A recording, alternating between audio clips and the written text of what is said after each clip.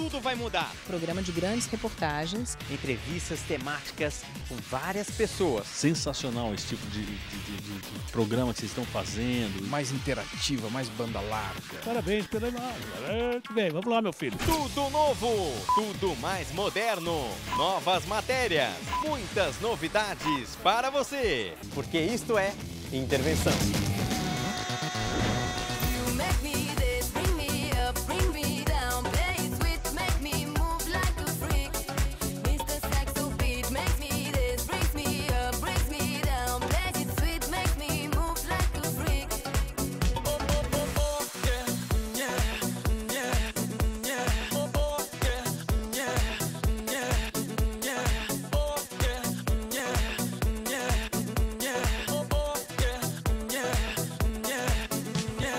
Olá, estamos no ar com mais um Intervenção Web, uma extensão e um aquecimento do Intervenção TV.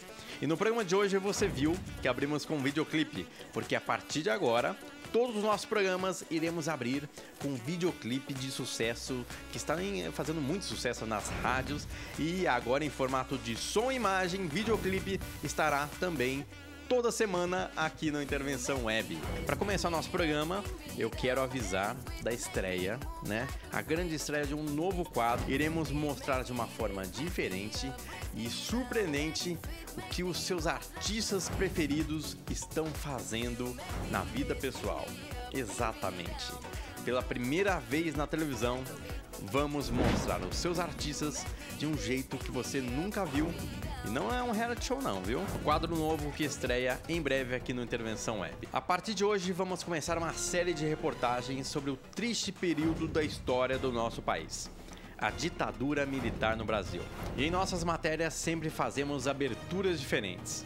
E nesta não foi diferente. Reproduzimos um grande telejornal da época, o Repórter Esso, testemunho ocular da história, que em edição extraordinária eu vivi o jornalista Gontijo Teodoro para anunciar a abertura, o início da ditadura militar no Brasil.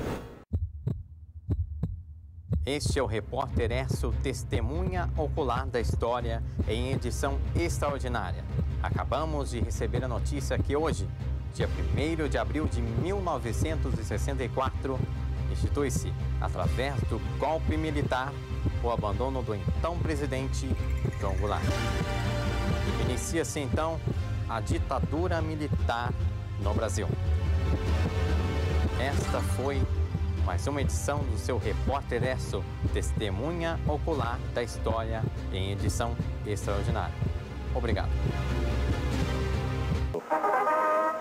Aqui fala o seu Repórter Esso, testemunha ocular da história. Com as últimas notícias da United Press e da Agência Nacional. Bom, você viu aí a reprodução desse grande telejornal da época, o Repórter Esso, que fez o jornalismo de qualidade, esse segmento de telejornalismo aqui no Brasil se fortificar. Começamos a partir de agora uma série de reportagens sobre a ditadura militar no Brasil. Um triste acontecimento na história do nosso país. Iremos começar sobre a pré-ditadura. Em 1975, com a morte do então jornalista Vladimir Herzog, assassinado num doicode. Essa matéria foi um dos maiores acessos no YouTube, com quase 190 mil acessos, e virou uma base de discussões e debates sobre o tema, e uma das maiores audiências na televisão com o Intervenção TV. Nesta primeira reportagem, Rony Walter Jatobá e Breno Silveira Filho irão falar de presidente a presidente, da ditadura à democracia. Veja agora a ditadura militar no Brasil. Quando eu cheguei em São Paulo, o primeiro grande choque que eu tive com a ditadura foi em 1975, quando eu trabalhava na Editora Abril, e a ditadura matou o jornalista, que é o Vladimir Herzog, que trabalhava na TV Cultura, casado, com filhos, e prenderam ele, levaram para o doicode, que era a prisão na época, e no dia seguinte ele amanheceu morto e os militares disseram que ele tinha se matado na cadeia. E era mentira, que depois foi provado que realmente os militares tinham matado ele. Então a minha grande participação foi nesse momento, porque teve a missa de sétimo dia na Sé. e a ditadura proibiu de chegar gente lá na igreja para assistir à missa. E eu me lembro que nós juntamos grandes turmas na Abril e saímos a pé. A gente trabalhava na Lapa e fomos a pé até a Praça da Sé para assistir essa missa. E conseguimos, mesmo com repressão, mesmo com soldados cercando a Praça da Sé, nós conseguimos assistir à missa.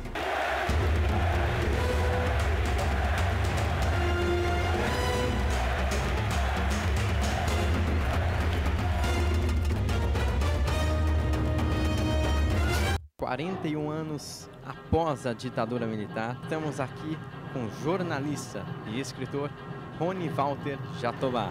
Para a gente entender essa ditadura, nós teríamos que regredir um pouco no tempo e ir até 1930. Existia antes de 30 a República Velha, que era a República do Bico de Pena. As eleições, você não tinha o voto universal, você tinha o voto que as pessoas mandavam votar. Eles vêm do Rio Grande do Sul e cria a Revolução de 30. Toma o governo e assume o governo. Ele governa até 1936 e em 1937 ele dá o golpe e aí se instaura o chamado Estado Novo, que é a ditadura Vargas. Então, que vai de 1937 até 1945. Getúlio Vargas é deposto e aí se tem de novo no Brasil a democracia. O Brasil entra nesse período numa normalidade democrática. Então, em 1950, você tem novamente Getúlio Vargas, o ex-ditador, volta e é eleito pelo povo. Então, ele governa durante 3 anos e aí depois, em 24 de agosto de 1954, ele se mata. Então, isso é um problema muito grande na história brasileira, com o suicídio de Getúlio Vargas, que era chamado o pai dos pobres. O vice dele, Café Filho, assume e aí o governo continua normalmente. Juscelino Kubitschek foi eleito presidente em 1955. Ele prometeu fazer o Brasil crescer 50 anos em apenas 5. Um período brilhante para o Brasil, né? Esta política trouxe fuscas de fabricação nacional, urbanizou a população, introduziu uma inflação endêmica e agravou a situação da dívida externa. Ele cria Brasília, no dia 21 de abril de 1960 ele inaugura Brasília, quer dizer, transforma, muda a capital do Brasil, que era no Rio de Janeiro, para o Planalto Central. No meio do nada, no meio do país. E faz uma revolução, inclusive, trazendo para o Brasil a indústria automobilística. Jânio, com as loucuras dele, chega 7 meses de governo depois, renuncia, e aí quem tem que assumir é o vice.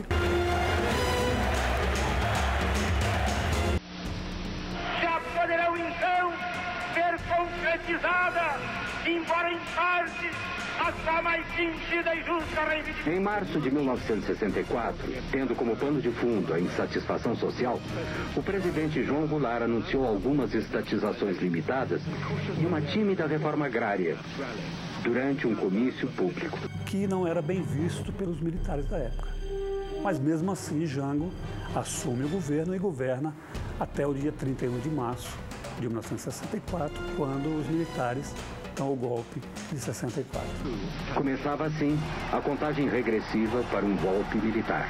Além dessa matéria ser utilizado como base de discussões e debates na internet, também é utilizado por professores em sala de aula, em escolas públicas e particulares, por pesquisa de alunos no Brasil e também em São Paulo. Quero aproveitar aqui e agradecer a todos os professores que utilizam de nossas matérias como importante ferramenta de educação em sala de aula. O nosso muito obrigado. E nosso programa fica por aqui, mas antes, dá só uma olhada no que vem por aí. Às 5 horas de começar a guerra era uma cidade fantasma, não tinha ninguém na rua. Suborno, para conseguir quarto em hotel, a gente precisava subornar. A cair aqui no meio, eu via as pessoas todas com medo. A pior das possibilidades era ser ferido. Até que começou a guerra e virou caos.